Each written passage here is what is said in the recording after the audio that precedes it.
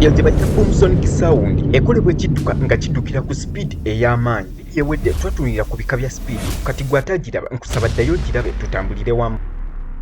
Boomsonic sound ereetebwa ebika bya speed bibiri, hypersonic ne supersonic. Wanene ekidduka oba object yonna ebeera eddukira mu Mach. Teweerabira, Mach kye kipimo kye tubaliramu speed ey'ebidduka ebiddukira mu speed ya supersonic oba hypersonic. Abassaako emabega mu 1947 Air Force Captain Charles E. Chak, musajja eyasooka okumenyawo kye tuyita sound barrier oba kola ekiyitibwa sonic boom.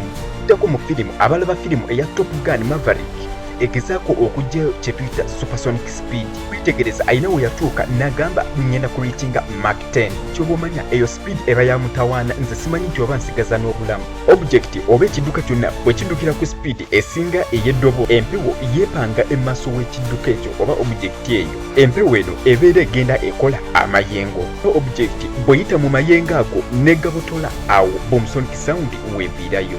Ndowooza boomsonic sound abasinga ffenna tugitegedde. Take for 7 UK. Bless.